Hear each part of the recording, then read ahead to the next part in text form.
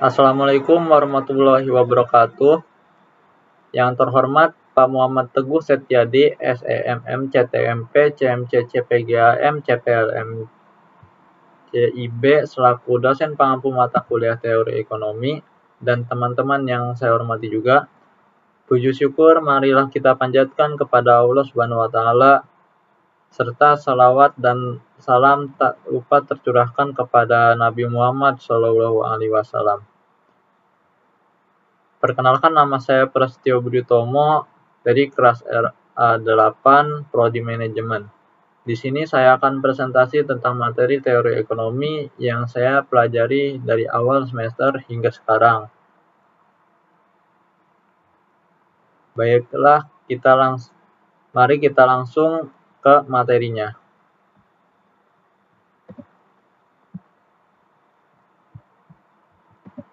Teori ekonomi. Di sini kita akan mempelajari tentang konsep dasar ekonomi mikro, elastisitas permintaan dan penawaran, masalah ekonomi, teori permintaan dan penawaran, dan teori produksi. Kita akan membahas tentang konsep dasar ekonomi mikro terlebih dahulu. Sebelum itu, dari pengertian ilmu ekonomi. Ilmu ekonomi merupakan ilmu yang mempelajari tingkah laku manusia untuk mendapatkan dan mengelola sumber daya yang terbatas. Karena manusia memiliki kebutuhan dan keinginan yang tidak terbatas, tetapi sumber daya yang tersedia untuk memenuhinya terbatas, maka ilmu ekonomi muncul. Manfaat mempelajari ilmu ekonomi yaitu untuk memprediksi tindakan manusia, perencanaan bisnis, kebijakan sumber daya, penentuan harga, kebijakan pemasaran, dan kebijakan kesejahteraan masyarakat.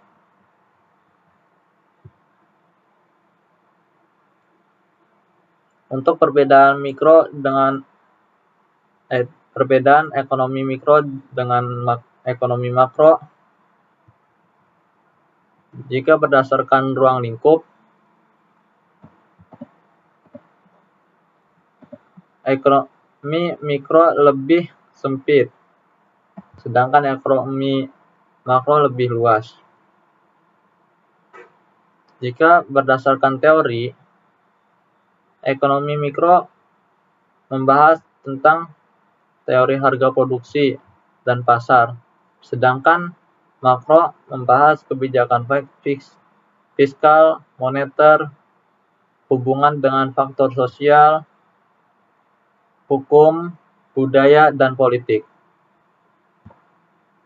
Jika dilihat dari pembahasan, ekonomi mikro membahas aspek ekonomi secara terkhusus, sedangkan ekonomi makro membahas masalah ekonomi secara lebih luas seperti pengangguran, inflasi, dan pertumbuhan ekonomi. Di sini ada pernyataan positif dan pernyataan normatif. Pernyataan positif itu lebih deskriptif, yang menggambarkan fakta ekonomi yang terjadi di masyarakat dan dapat diuji kebenarannya dengan data. Sedangkan untuk pernyataan normatif, yaitu berdasarkan perspektif yang menyatakan bagaimana dunia seharusnya berjalan berdasarkan nilai, etika, dan penilaian pribadi. Tidak dapat diuji secara empiris.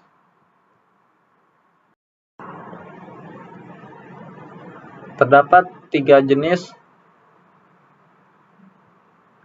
dan alat analisis ekonomi.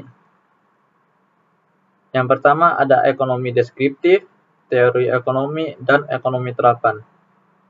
Untuk ekonomi deskriptif adalah cabang ilmu ekonomi yang mempelajari dan menggambarkan kehidupan ekonomi suatu daerah atau negara pada waktu tertentu. Ekonomi deskriptif dilakukan dengan mengumpulkan data empiris atau fakta mengenai peristiwa ekonomi, kemudian menyajikannya dalam bentuk angka, grafik, atau kurva. Sedangkan untuk teori ekonomi adalah ilmu yang mempelajari perilaku individu dan masyarakat dalam mengalokasikan sumber daya yang langka untuk memenuhi kebutuhan hidup. Teori ekonomi menggunakan model abstrak untuk menjelaskan hubungan sebab akibat, cara kerja sistem ekonomi, dan terbentuknya harga komoditi. Dan selanjutnya, ekonomi terapan adalah ilmu ekonomi yang menerapkan teori dan prinsip ekonomi dalam situasi nyata untuk memprediksi kemungkinan hasil. Ekonomi terapan bersifat praktis dan digunakan untuk memecahkan masalah-masalah tertentu.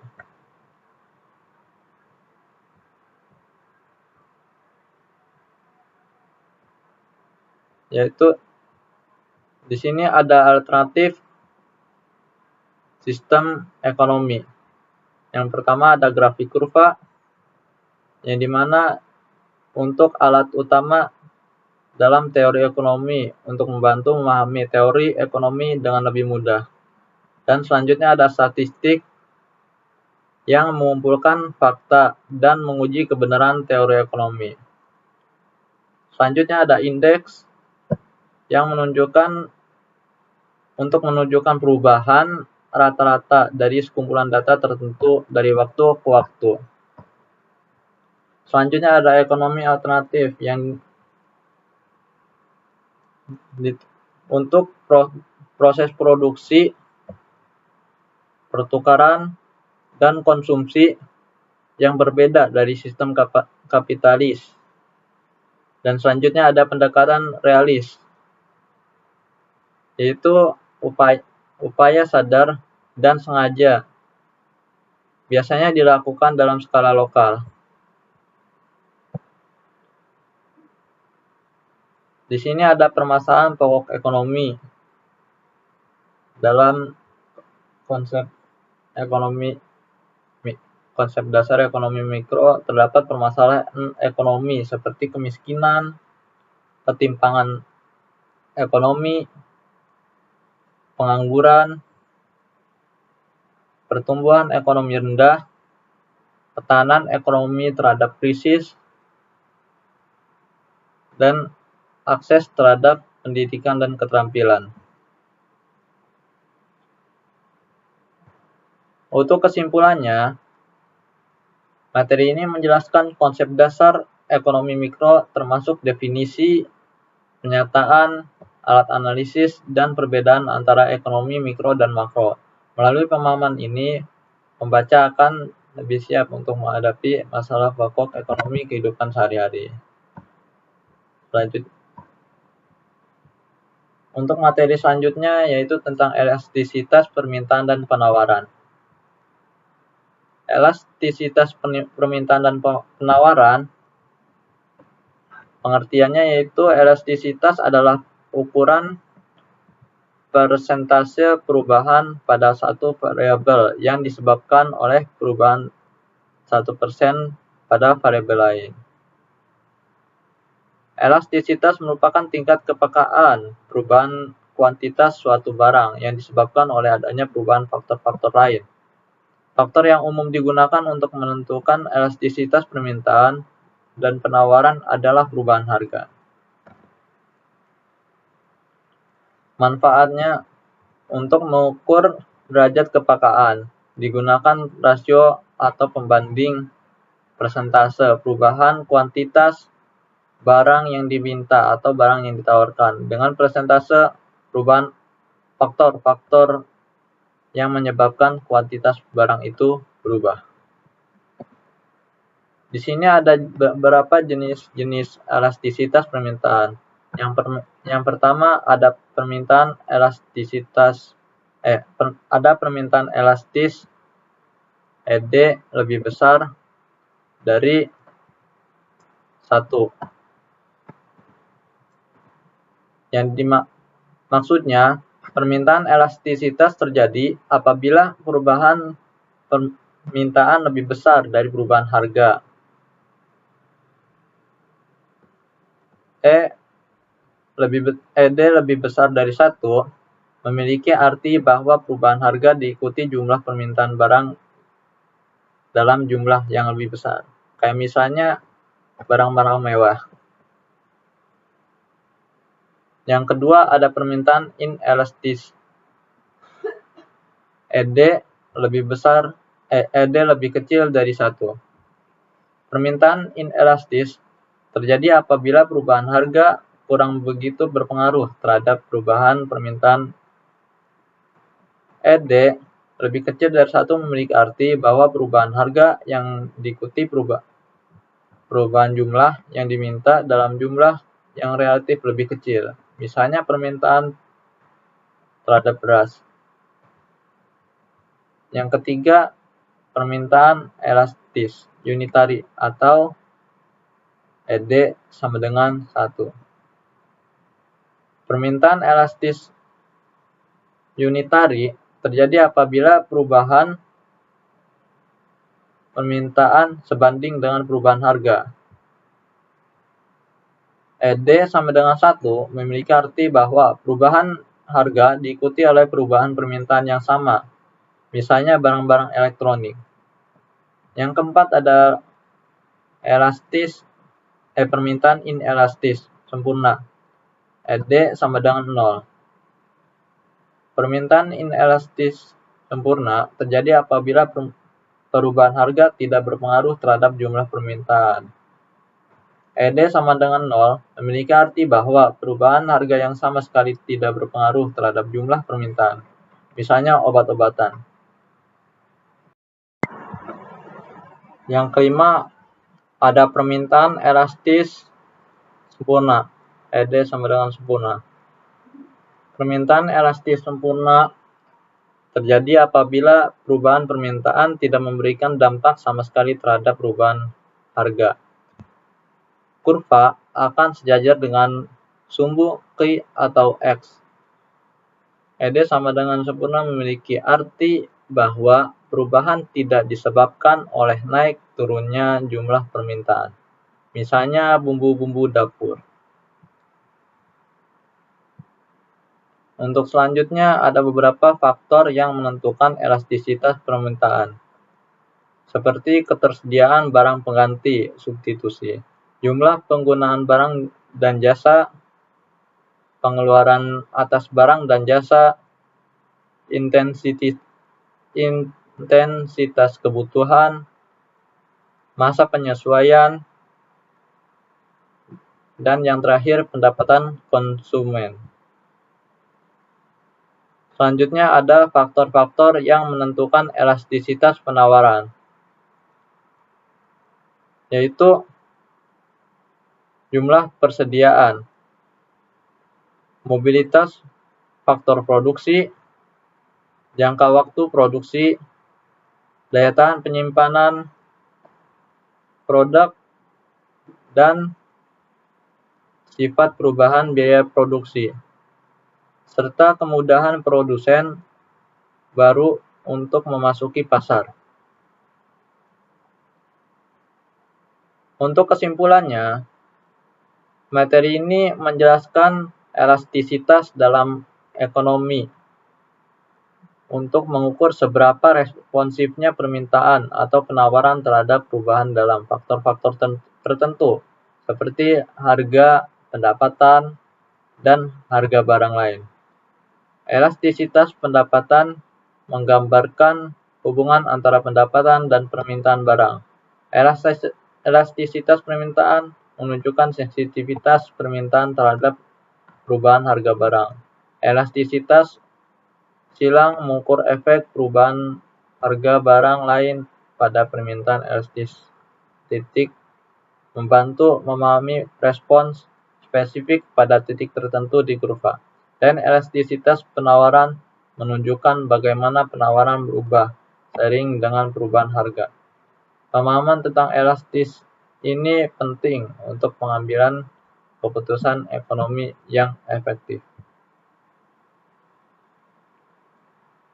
Untuk materi selanjutnya yaitu masalah ekonomi.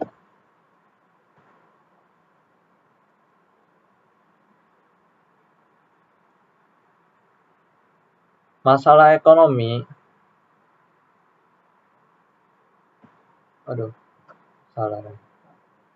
Ekonomi adalah masalah sehari-hari yang dihadapi semua orang masyarakat, baik sebagai individu, kelompok, pemerintah, atau pengusaha maupun pejabat publik.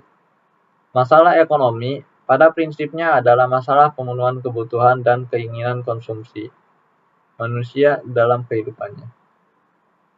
Masalah ekonomi inilah yang mendasari orang melakukan kegiatan usaha maupun bisnis untuk memenuhi kebutuhan dan menyelesaikan masalah ekonomi mereka. Karena kegiatan bisnis merupakan salah satu kegiatan yang dapat menghasilkan pendapatan tambahan.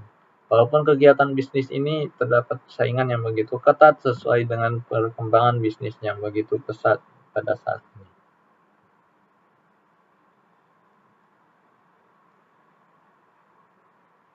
Pada masalah ekonomi, kelangkaan sebagai sumber masalah. Secara sederhana, pengertian kelangkaan dapat diartikan sebagai terbatasnya sumber daya, sehingga mengakibatkan kebutuhan manusia tidak tercukupi. Saat kita memerlukan sesuatu, kita tidak bisa mendapati apa yang kita perlukan. Hal ini juga disebut sebagai kelangkaan. Secara luas, kelangkaan ekonomi dapat diartikan sebagai salah satu masalah ekonomi yang paling mendasar yang kita hadapi setiap hari. Banyak digunakan dalam bisnis untuk menunjukkan kesenjangan antara penawaran dan permintaan.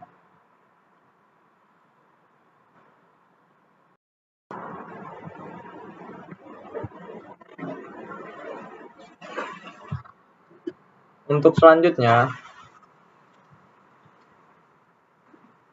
ada masalah ekonomi klasik dan modern. Masalah ekonomi klasik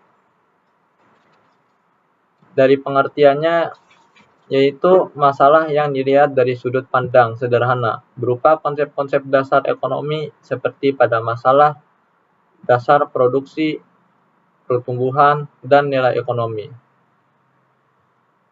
Sedangkan untuk masalah ekonomi modern yang dihadapi oleh suatu negara cenderung lebih kompleks, mulai dari ketimpangan sosial, pengangguran, perubahan iklim, hingga ketahanan energi.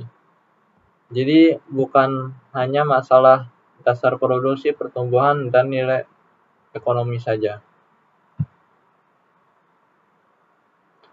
Inti dari masalah ekonomi modern, menurut ahli ekonomi dari Amerika Serikat, Paul Samuelson, mengemukakan 3 permasalahan yang dihadapi pada era perekonomian modern. Yaitu yang pertama, what, apa, dan berapa. Pertanyaan apa dan berapa berkaitan dengan aspek pemenuhan kebutuhan, seperti komoditas apa yang harus diproduksi dan berapa banyak komoditas tersebut diproduksi. Karena tidak mungkin untuk memproduksi semua jenis benda pemuas kebutuhan sesuai jumlah yang diinginkan masyarakat. Dan yang kedua ada how, yang artinya bagaimana. Hal ini berkaitan dengan bagaimana komoditas tersebut diproduksi. Dalam hal ini biasanya harus mempertimbangkan faktor-faktor produksi dan teknik apa yang digunakan. Misalnya harus mempertimbangkan metode atau teknologi apa yang harus digunakan untuk memproduksi suatu barang. Yang ketiga, for whom, yang artinya untuk siapa. Pertanyaan selanjutnya yang menjadi pertimbangan adalah untuk siapa suatu produk dihasilkan. Dalam hal ini, masalah pendistribusian menjadi aspek penting yang harus ditata sedemikian rupa agar produk yang dihasilkan benar-benar tersalurkan dengan tepat dan dapat memenuhi kebutuhan konsumen.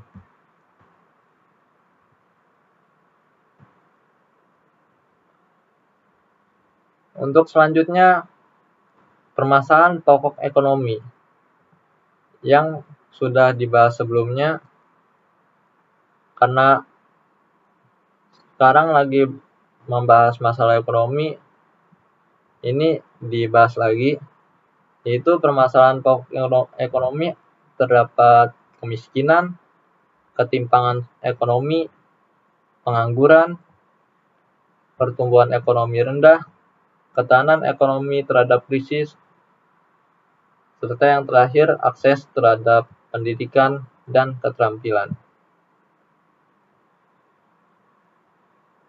Faktor masalah ekonomi.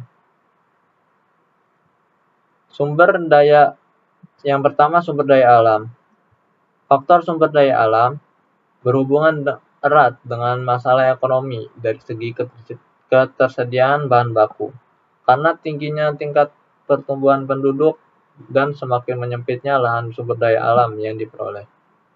Yang kedua, sumber daya manusia, yang disingkat SDM. Faktor SDM meliputi ketersediaan tenaga kerja.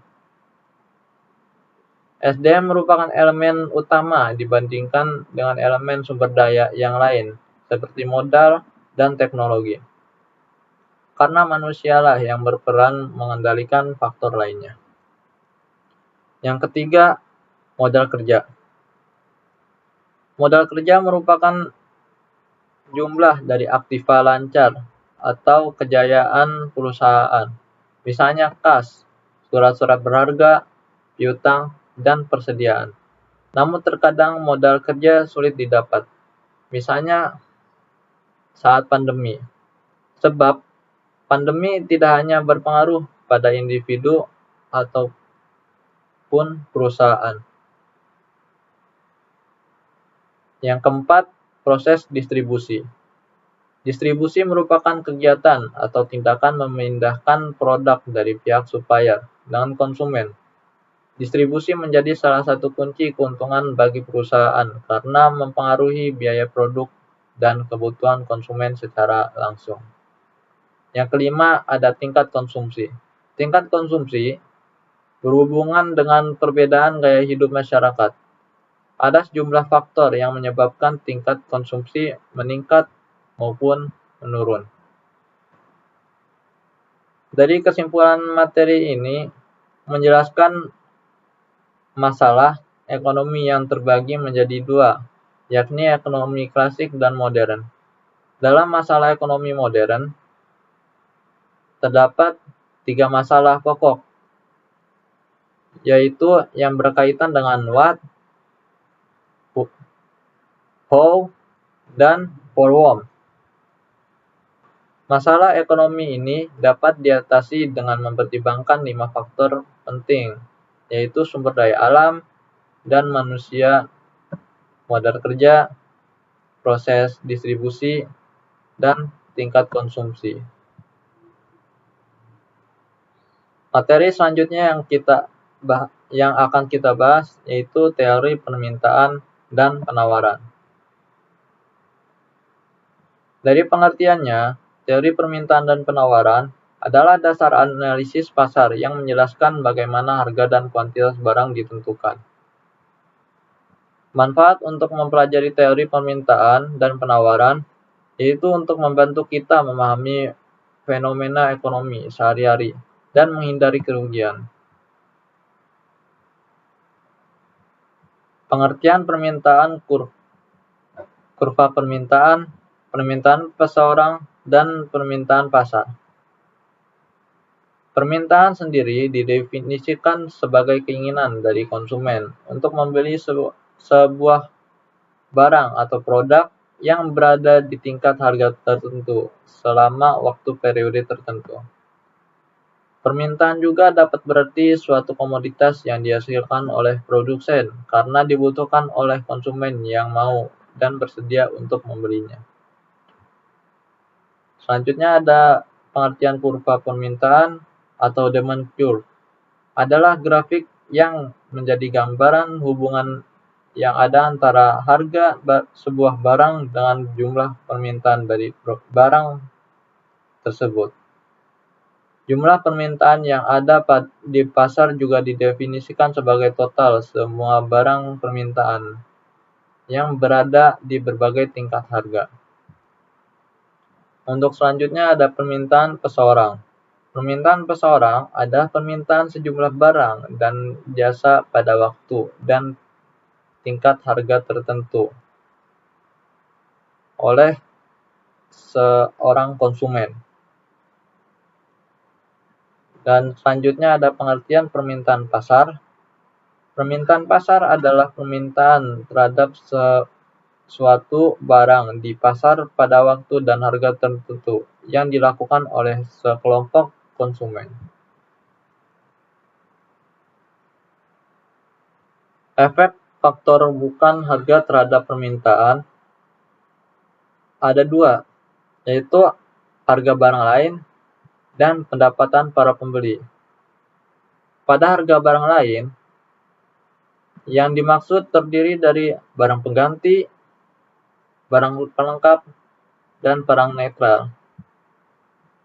Pada pendapatan para pembeli, jenis barang yang sesuai dengan pendapatan para pembeli yaitu terdiri dari barang yang pertama, barang inferior.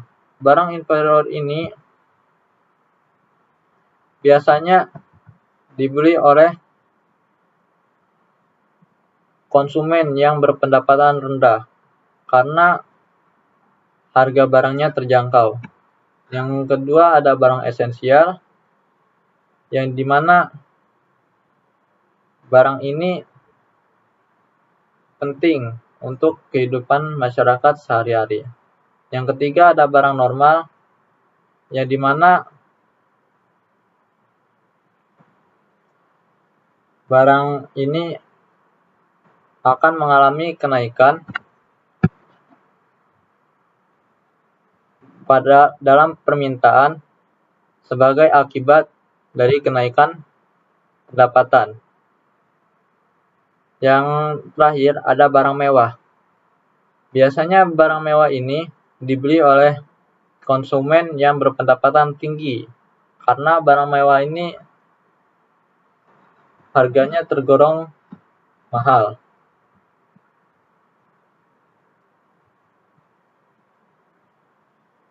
Untuk selanjutnya ada pergerakan kurva permintaan. Dalam teorinya, kurva permintaan juga bisa mengalami pergerakan dan pergeseran. Pergerakan ini terjadi karena perubahan harga barang itu sendiri. Misalnya harga suatu barang turun, permintaan barang akan naik. Sebaliknya, jika suatu harga barang naik, maka permintaan akan turun. Pada pergeseran kurva permintaan, bisa terjadi karena faktor lain, contohnya pendapatan. Misalnya jika pendapatan naik, kurva akan bergeser jajar ke arah kanan. Sebaliknya, jika pendapatan turun, kurva akan bergeser jajar ke arah kiri. Pengertian penawaran dan kurva penawaran. Penawaran dapat diartikan sebagai banyaknya barang atau jasa yang tersedia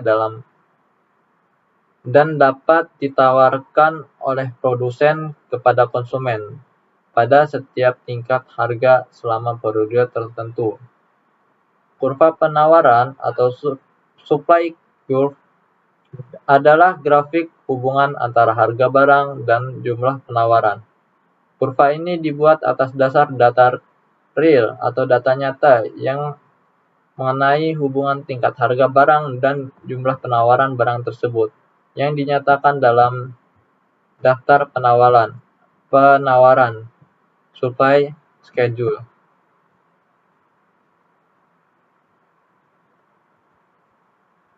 Pada efek faktor bukan harga terhadap penawaran, yaitu ada 4. Yang pertama, harga barang lain. Ketika harga barang lain naik, masyarakat cenderung mencari barang yang mempunyai fungsi yang sama dengan harga yang terjangkau. Di saat terjadi kenaikan permintaan, hal ini akan mendorong produsen untuk meningkatkan produksi dan penawaran. Yang kedua, ada modal produksi. Kenaikan biaya produksi akan berakibat berkurangnya keuntungan yang diperoleh suatu perusahaan. Hal ini akan menyebabkan pengurangan produksi untuk efisiensi atau bahkan pindah ke usaha lain, yang berakibat berkurangnya penawaran pada suatu ekonomi tertentu. Tujuan perusahaan. Penawaran sesuatu barang akan berbeda sifatnya bila terjadi perubahan dalam tujuan yang ingin dicapai perusahaan.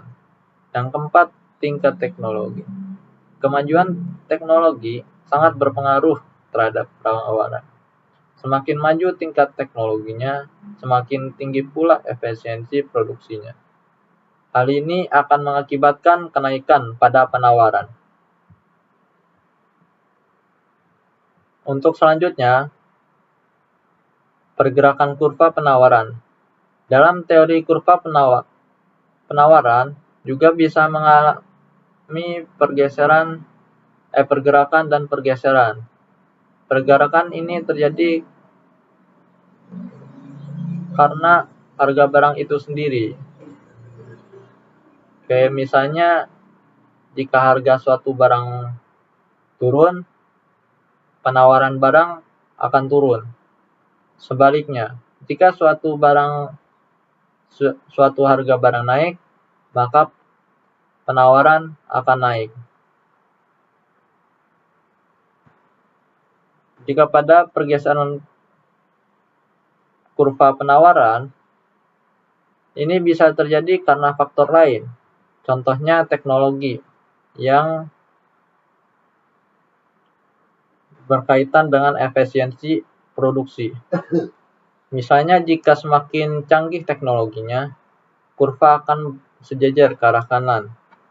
Sebaliknya, jika teknologi menurun, kurva akan bergeser sejajar ke arah kiri. Kesimpulannya, materi ini menjelaskan bahwa permintaan dan penawaran memiliki hubungan yang erat satu sama lain. Teori permintaan dan penawaran merupakan dasar analisis pasar yang menjelaskan bagaimana harga dan kuantitas barang tersebut ditentukan. Konsep-konsep utama melibatkan hukum permintaan dan penawaran, yaitu bahwa dengan asumsi faktor lain tetap, perubahan harga akan memicu reaksi balik dalam jumlah yang diminta maupun ditawarkan. Interaksi antara permintaan dan penawaran akan membentuk keseimbangan pasar. Pada materi selanjutnya, kita akan membahas teori produksi. Dari pengertiannya, teori produksi adalah salah satu konsep dasar dalam ilmu ekonomi yang menjelaskan bagaimana suatu perusahaan menggunakan sumber daya atau input untuk menghasilkan output atau produk. Manfaat teori produksi yaitu untuk membantu perusahaan dalam menentukan kombinasi input yang optimal untuk memaksimalkan keuntungan.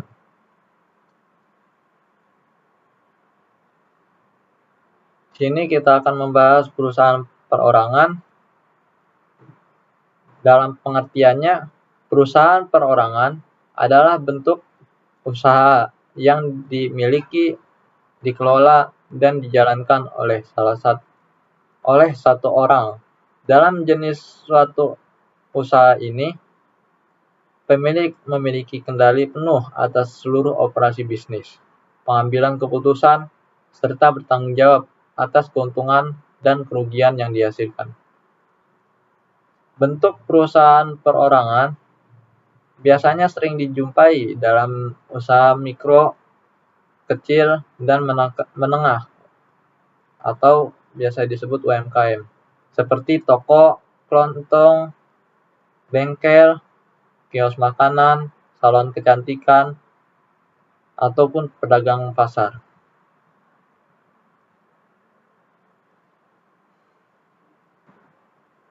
Karakteristik perusahaan perorangan yaitu ada 4. Yang pertama, kepemilikan tunggal. Maksudnya adalah dimiliki oleh satu orang yang mengelola seluruh aspek bisnis, mulai dari perencanaan hingga operasional harian. Yang kedua, tanggung jawab tidak terbatas. Maksudnya, pemilik bertanggung jawab penuh atas segala kewajiban dan utang perusahaan. Yang ketiga, ada kontrol penuh. Pemilik memiliki kontrol penuh dalam pengambilan keputusan tanpa perlu berunding dengan pihak lain. Yang keempat, modalnya terbatas. Karena sumber modal utama biasanya berasal dari tabungan pribadi pemilik atau pinjaman. Yang terakhir, tidak ada pemisahan legal. Yang dimaksudkan adalah tidak ada perbedaan hukum antara pemilik dan perusahaan. Terdapat kelebihan dan kekurangan perusahaan perorangan. Untuk kelebihannya, yang pertama yaitu mudah didirikan dan dikelola. Yang kedua, pengambilan keputusan yang cepat. Yang ketiga, privasi bisnis. Yang keempat, kepuasan pribadi. Yang kelima, pengelolaan yang sederhana. Tetapi terdapat juga kekurangannya, yaitu yang pertama, tanggung jawab pribadi yang tidak terbatas. Yang kedua, keterbatasan modal. Yang ketiga, kesulitan dalam manajemen. Yang keempat, umur usaha yang terbatas. Yang kelima, keterbatasan dalam ekspansi. Teori perusahaan berdasarkan teori ekonomi, yaitu ada 3. Yang pertama, teori klasik, teori neoklasik, dan teori modern. Teori klasik ini yang berpendapat bahwa perusahaan bertujuan untuk memaksimalkan keuntungan fungsi biaya dan fungsi produksi menjadi 2 aspek penting yang digunakan untuk menentukan jumlah output yang optimal. Yang kedua, ada teori perusahaan neoklasik yang dalam pandangannya perusahaan dianggap sebagai kotak hitam yang memproses input menjadi output. Fokus utamanya adalah pada keseimbangan antara biaya marginal dengan pendapatan marginal untuk menentukan tingkat produksi yang optimal. Yang ketiga, teori perusahaan modern. Teori ini memperhitungkan aspek lain seperti manajemen, struktur pasar, dan perilaku perusahaan dalam menghadapi ketidakpastian. Perusahaan tidak hanya fokus pada memaksimalkan keuntungan, tetapi juga pada pencapaian tujuan lain seperti pertumbuhan pasar dan inovasi produk.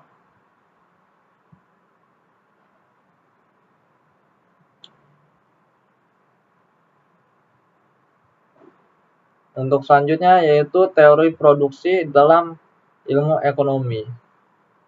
Yang pertama, hukum hasil tambahan yang semakin berkurang.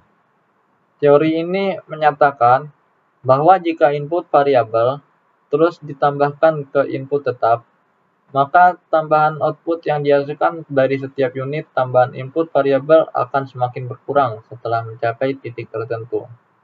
Yang kedua, ada skala produksi, yang merujuk pada bagaimana perubahan proporsional dalam semua input mempengaruhi output. Ada 3 jenis skala produksi, yaitu skala increase, skala hasil meningkat, atau increasing return to scale. Selanjutnya ada skala hasil konstan atau constant return to scale, dan skala hasil menurun atau decreasing return to scale. Untuk selanjutnya terdapat faktor-faktor produksi. Yang pertama ada tanah, land, meliputi semua sumber daya alam yang digunakan dalam produksi. Contohnya lahan pertanian, tambang, dan sumber air. Untuk selanjutnya ada tenaga kerja atau labor. Hal ini merujuk pada upaya manusia yang dikerahkan dalam proses produksi. Kualitas tenaga kerja sangat mempengaruhi efisiensi dan produktivitas. Untuk selanjutnya yaitu modal atau biasa disebut kapital. Meliputi aset fisik seperti mesin, peralatan, dan bangunan yang digunakan untuk menghasilkan barang dan jasa.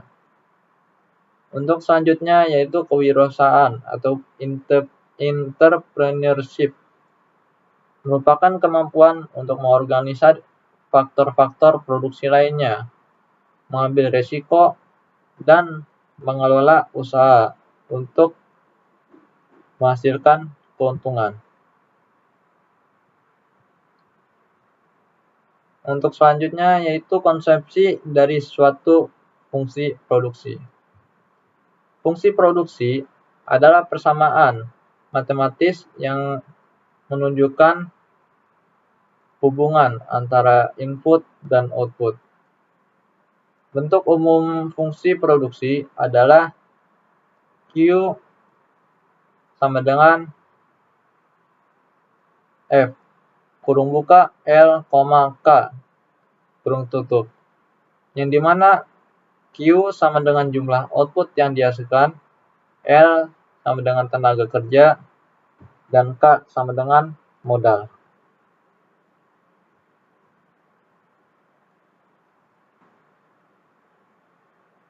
Yang pertama, fungsi produksi sederhana Cobb-Douglas.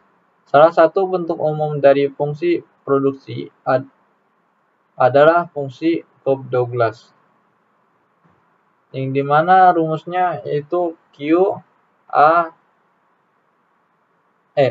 sama dengan A, L, A kecil, K, dan B. Dimana Q sama dengan jumlah output yang dihasilkan, A sama dengan faktor skala teknologi, L sama dengan tenaga kerja, A dan B sama dengan elastisitas output terhadap kerja dan modal. Fungsi ini mencerminkan elastisitas output terhadap perubahan input. Misalnya jika A plus B sama dengan 1, maka hasil konstan. Dan jika A plus B lebih dari 1, maka skala hasil meningkat.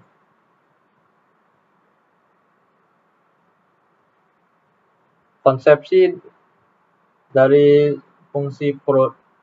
suatu fungsi produk yang kedua yaitu analisis marginal. Dalam konteks fungsi produksi, analisis marginal dilakukan untuk menentukan produk marginal dari setiap input, yaitu tambahan output yang dihasilkan dari tambahan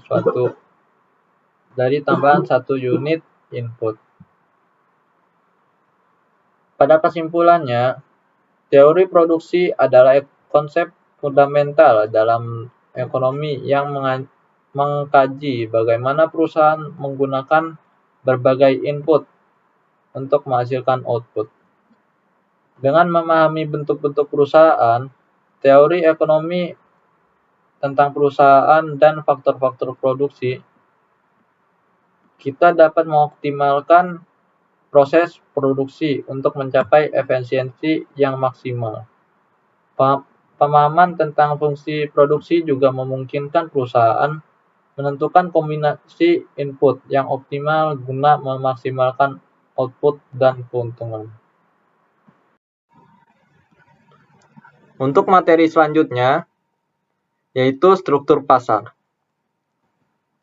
Untuk pengertiannya, struktur pasar merupakan konsep fundamental dalam ilmu ekonomi yang menggambarkan kondisi dan karakteristik pasar tertentu.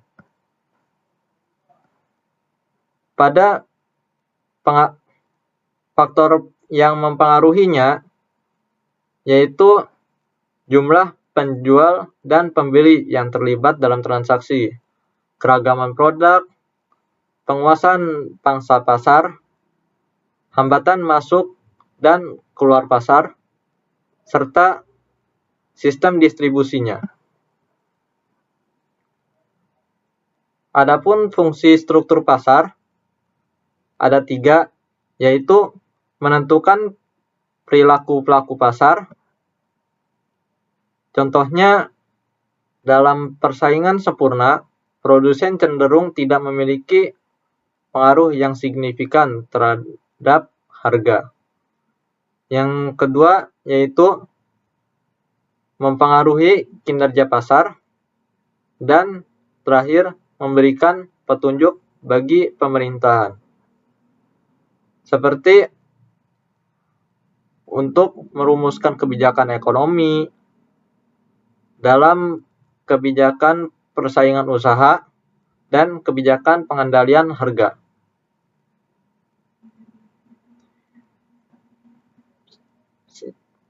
Sistem struktur pasar ada 4, yaitu pasar persaingan sempurna, pasar monopoli, pasar persaingan monopolistik, dan pasar oligopoli. Pasar persaingan sempurna biasanya memiliki jumlah penjual dan pembeli yang banyak, produknya homogen, dan informasinya mudah diakses oleh semua pelaku pasar. Contohnya yaitu pasar sayur mayur, pasar ikan, maupun pasar buah. Yang kedua, pasar monopoli. Biasanya, pasar monopoli hanya ada satu penjual di pasar. Produknya unik dan tidak memiliki pesaing. Dan biasanya memiliki kekuatan besar dalam menentukan harga. Yang ketiga, yaitu pasar persaingan monopolistik. Biasanya, dalam pasar persaingan monopolistik memiliki penjual yang cukup banyak dan produknya berbeda. Tapi produsen hanya memiliki sedikit pengaruh terhadap harga pasar. Yang keempat, yaitu pasar oligopoli.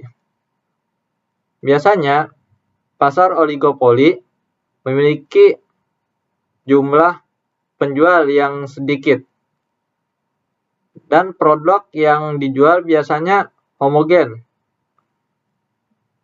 Tapi produsen memiliki pengaruh yang signifikan terhadap harga.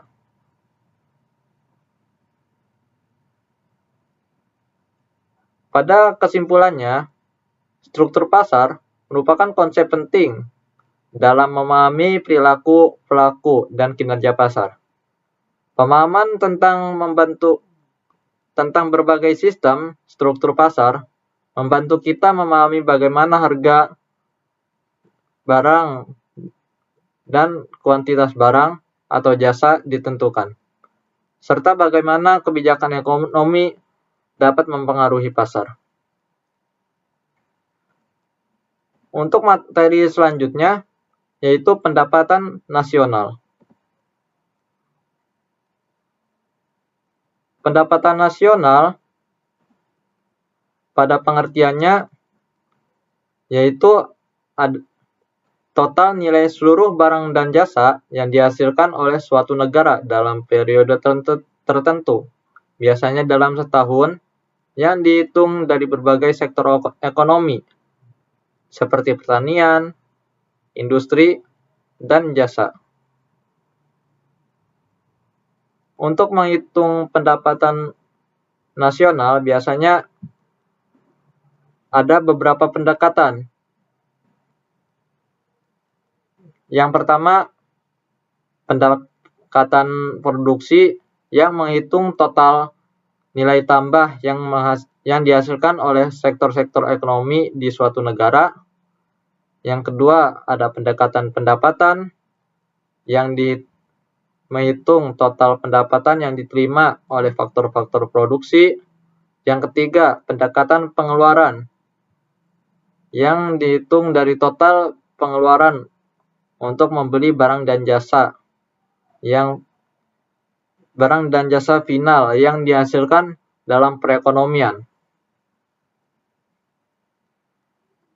Pada jenis-jenisnya, pendapatan nasional dibagi menjadi 6, yaitu produk domestik bruto, produk nasional bruto, produk nasional neto, pendapatan nasional neto, pendapatan perseorangan, dan yang terakhir, pendapatan yang siap dibelanjakan. Adapun karakteristiknya, yang ada 6 karakteristik, yaitu yang pertama, nilai total, yang kedua, periode waktu tertentu, yang ketiga, barang dan jasa akhir, yang keempat, dalam batas wilayah negara, yang kelima, nilai pasar, dan yang terakhir, tidak mencerminkan kesejahteraan. Pada kesimpulannya, pendapatan nasional adalah ukuran total nilai barang dan jasa yang dihasilkan oleh suatu negara dalam periode tertentu, yang mencerminkan aktivitas ekonomi dan kesejahteraan masyarakat. Pendapatan ini dapat dihitung melalui 3 pendekatan utama, yaitu pendekatan produksi, pendekatan pendapatan, dan pendekatan pengeluaran. Masing-masing pendekatan memiliki cara yang berbeda untuk mengukur total pendapatan, namun semuanya memberikan gambaran tentang kinerja ekonomi negara. Untuk selanjutnya yaitu persaingan monopolitis. Pengertian persaingan monopolitis adalah suatu bentuk pasar di mana terdapat banyak penjual yang menawarkan produk yang berbeda-beda, tetapi memiliki substitusi yang cukup dekat. Ciri-cirinya yaitu banyak penjual di pasar, produknya mirip tetapi berbeda, kekuatan pasar untuk mempengaruhi harga, dan mobilitas sumber daya yang rendah. Fungsinya persaingan pasar yaitu untuk mendorong inovasi dan meningkatkan kualitas produk. Dalam upaya menarik konsumen, perusahaan akan berinvestasi dalam penelitian dan pengembangan yang pada gilirannya dapat menghasilkan produk yang lebih baik dan lebih efisien.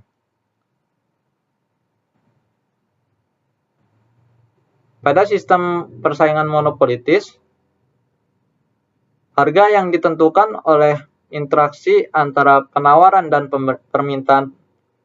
Perusahaan akan berusaha memaksimalkan keuntungan dengan menetapkan harga yang lebih tinggi dari biaya marginal. Namun mereka harus berhati-hati agar tidak menetapkan harga terlalu tinggi, karena hal ini dapat mendorong konsumen untuk beralih ke produk pesaing. Kesimpulannya, persaingan monopolitis adalah bentuk pasar di mana terdapat banyak penjual yang menawarkan produk berbeda namun bersaing satu sama lain. Karakteristik ini mendorong inovasi dan memberikan banyak pilihan untuk konsumen, meskipun seringkali menyebabkan harga yang lebih tinggi dibandingkan dengan pasar yang sepenuhnya kompetitif. Untuk materi selanjutnya, yaitu pasar bebas dan kebijakan pemerintah. Untuk pengertian pasar bebas adalah suatu sistem ekonomi di mana seluruh kegiatan ekonomi mulai dari produksi, distribusi, hingga konsumsi diserahkan sepenuhnya kepada mekanisme pasar tanpa melibatkan atau campur tangan pemerintah ataupun pihak lain. Prinsip-prinsip pasar bebas yaitu kebebasan berusaha, kepemilikan pribadi, persaingan bebas, harga yang ditentukan oleh mekanisme pasar, dan peranan minimal pemerintah. Walaupun begitu, terdapat tantangan-tantangan yang harus diakibatkan oleh pasar bebas. Ada 4 tantangannya, yaitu nilai tukar rupiah yang lemah terhadap dolar. Yang kedua, infrastruktur yang belum memadai. Yang ketiga, industri yang rentan dan rapuh. Yang keempat, lonjakan impor. Dan di sini penting pemerintah untuk campur tangan dalam mekanisme pasar bebas, walaupun tidak sebanyak pada sistem pasar lainnya. Yang dilakukan oleh pemerintah dalam mengawasi atau campur tangan pasar bebas yaitu mengawasi agar eksternalitas kegiatan ekonomi yang merugikan dapat dihindari atau akibat buruknya yang dapat dikurangi. Menyediakan barang publik yang cukup sehingga masyarakat dapat memperoleh barang tersebut dengan mudah dan dengan biaya yang murah. Mengawasi kegiatan-kegiatan perusahaan agar tidak punya kekuasaan monopoli yang merugikan khalayak ramai. Yang keempat, menjamin agar kegiatan ekonomi yang dilakukan tidak menimbulkan penindasan ataupun ketidaksetaraan di dalam masyarakat. Dan yang selanjutnya yaitu memastikan agar pertumbuhan ekonomi dapat diwujudkan dengan efisien. Contoh implementasi kebijakan pemerintah dalam pasar bebas yaitu membentuk kebijakan fiskal. Contohnya pemerintah Indonesia memberikan intensif berupa tax holiday dan tax allowance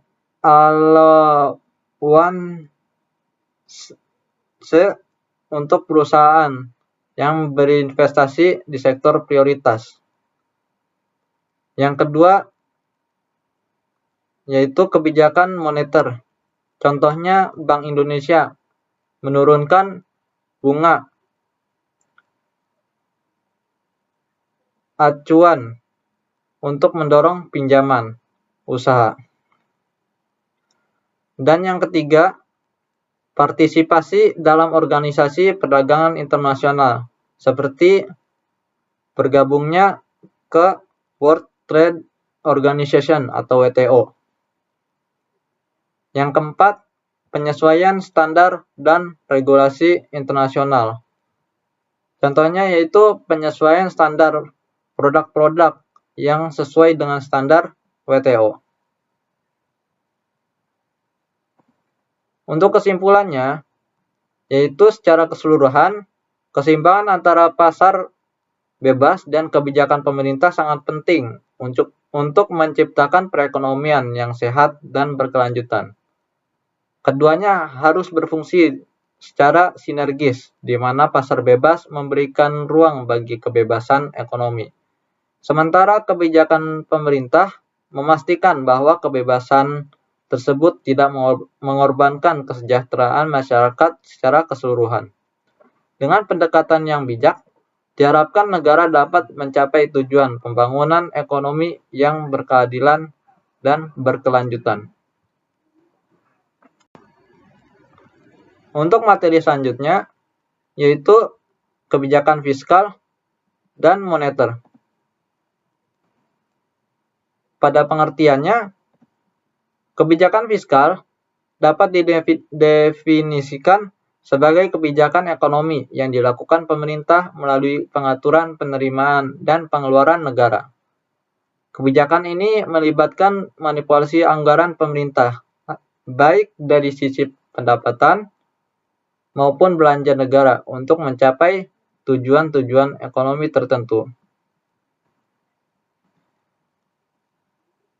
Pada pengertian kebijakan moneter adalah tindakan yang diambil oleh bank sentral untuk mengontrol jumlah uang yang beredar dan suku bunga dalam perekonomian.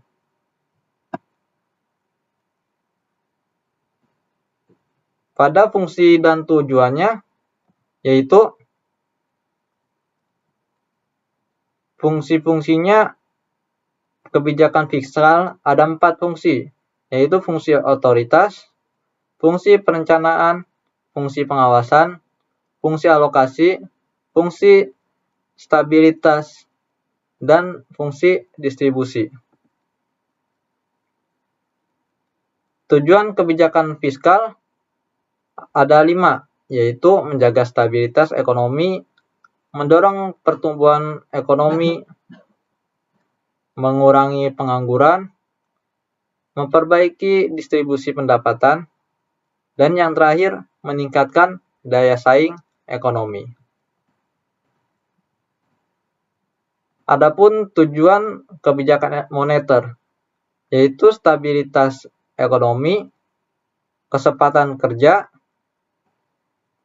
kestabilan harga neraca pembayaran internasional, dan menjaga stabilitas pertumbuhan ekonomi. Untuk instrumen-instrumen yang dimiliki oleh kebijakan fiskal maupun kebijakan ekonomi,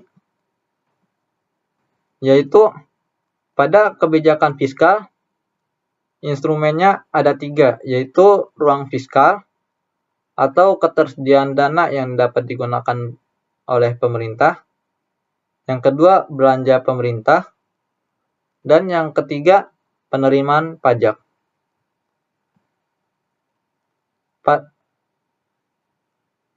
Pada kebijakan moneter, instrumen yang dimilikinya ada 4, yaitu fasilitas diskonto. Yang kedua, operasi pasar terbuka. Yang ketiga, rasio cadangan wajib. Yang keempat, imbauan moral atau moral persuasion. Pada pendekatan yang digunakan, masing-masing yaitu ada pendekatan ekspansif dan kontraktif. Yang pertama-tama, pendekatan kebijakan fiskal untuk ekspansif dan kontraktif, yaitu pada pendekatan ekspansif, dengan meningkatkan pengeluaran dan menurunkan pajak untuk merangsang pertumbuhan ekonomi, seperti program subsidi untuk sektor pertanian yang meningkatkan produksi pangan. Yang selanjutnya pendekatan kontraktif, yaitu untuk mengurangi pengeluaran dan meningkatkan pajak untuk mengendalikan inflasi. Contohnya peningkatan tarif pajak untuk menstabilisasi ekonomi pada saat inflasi meningkat. Untuk selanjutnya, kebijakan kontraktif dan ekspansif pada kebijakan moneter. Pada kebijakan ekspansif, yaitu dengan menurunkan suku bunga untuk menaikkan jumlah uang yang beredar agar menaikkan pertumbuhan dan meningkatkan aktivitas ekonomi. Pada sebaliknya, yaitu kebijakan kontraktif, dengan meningkatkan suku bunga dan membatasi jumlah uang yang beredar untuk memperlambat pertumbuhan dan menurunkan inflasi. Biasanya ini di mana harga barang dan jasa dalam suatu perekonomian naik dan mengurangi daya beli uang. Kebijakan moneter ekspansif pada ini untuk meningkatkan jumlah uang yang beredar, sementara kontraktif sebaliknya. Pada kesimpulannya, kebijakan fiskal dan moneter merupakan dua instrumen utama yang digunakan oleh pemerintah dan bank sentral untuk mengelola perekonomian. Kedua kebijakan ini memiliki instrumen masing-masing seperti pengeluaran pemerintah, pajak, suku bunga, dan operasi pasar terbuka. Dalam pendekatan ekspansif, kedua kebijakan ini bertujuan untuk merangsang perekonomian dengan meningkatkan pengeluaran dan likuiditas. Sedangkan dalam pendekatan konstruktif, tujuannya adalah untuk mengendalikan inflasi dan menjaga kestabilan ekonomi dengan mengurangi pengeluaran dan memperketat likuiditas.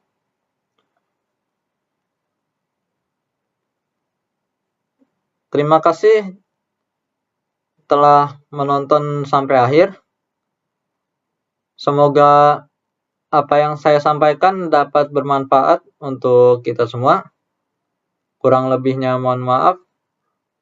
Bila ada salah kata, wassalamualaikum warahmatullahi wabarakatuh.